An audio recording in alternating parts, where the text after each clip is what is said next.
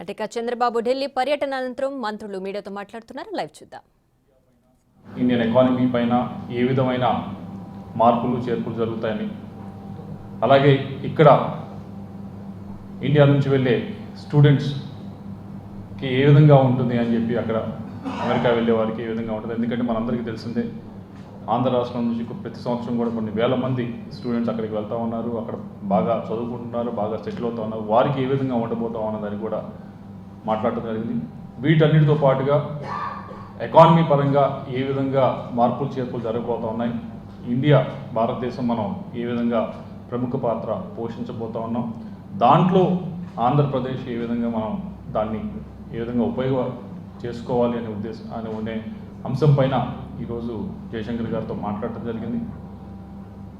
దానికి సంబంధించి జయశంకర్ గారి వైపు నుంచి కూడా ఆయన చెప్పడం జరిగింది, పూర్తి సహాయ సహకారం అందిస్తామని. ఏ డెలిగేషన్ వచ్చినా కానీ దాన్ని తప్పకుండా ఆంధ్ర రాష్ట్రం వైపు మళ్లించే దానికి అన్ని ప్రయత్నాలు చేస్తామని చెప్పడం జరిగింది.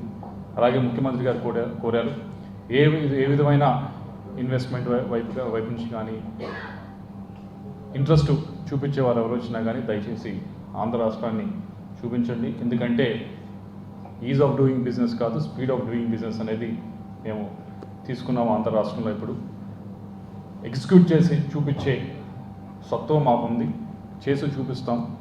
ఏ డెలిగేషన్ వచ్చినా కానీ, ఏ దేశం వాళ్ళు వచ్చినా ఇన్వెస్ట్ చేయడానికి తప్పకుండా మా వైపు మళ్లించండి అని చెప్పి కోరటం జరిగింది.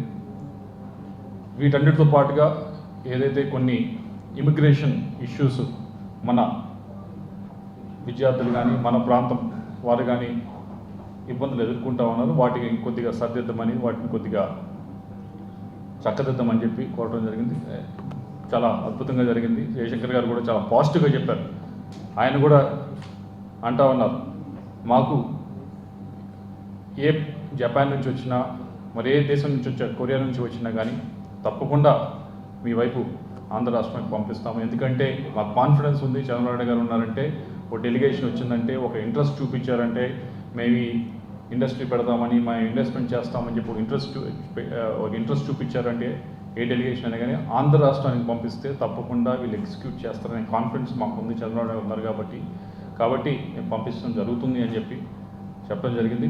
దీంతో పాటుగా సింగపూర్కి సంబంధించి ఏదైతే అమరావతిలో వారిని భాగస్వామ్యం చేయడం జరిగిందో దాన్ని పునరుద్ధరించమని చెప్పి కోరటం జరిగింది. ఆ భాగస్వామ్యాన్ని ముందుకు తీసుకెళ్లే విధంగా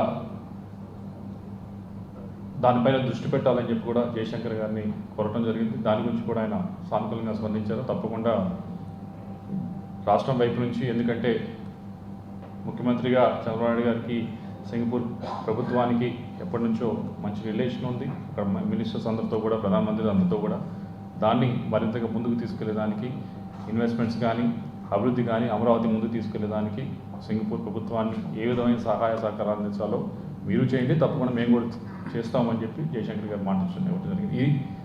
ఈరోజు ముఖ్యమంత్రి గారి పర్యటన యొక్క సారాంశం.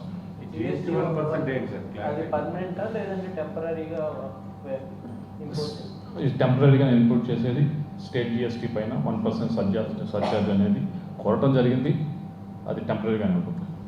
ఈ ప్రాజెక్టు, ఈ పోలవరం ప్రాజెక్టు కాకుండా వేరే పెన్నా వరకు, పెన్నా గోదావరి ఇంటర్నెట్ వేరే నిధులు అడిగారా? ఎస్, ఏదైతే మనము ఇప్పుడు గోదావరి దగ్గర నుంచి తీసుకొచ్చి ప్రకాశం బ్యారేజ్లో నీళ్ళు పోస్తున్నాం, పోలవరం నుంచి రైట్ కెనాల్ ద్వారా, అక్కడి నుంచి ఏదైతే ప్రకాశం బ్యారేజ్ నుంచి లిఫ్ట్ ద్వారా తీసుకెళ్ళి సాగర్ కుడి కాలంలో నీరు పోసేదానికి 2015-16లోనే ప్రాజెక్ట్ కన్సీవ్ చేశారు. దాన్ని టెండర్ చేశారు, ఇవ్వటం కూడా జరిగింది.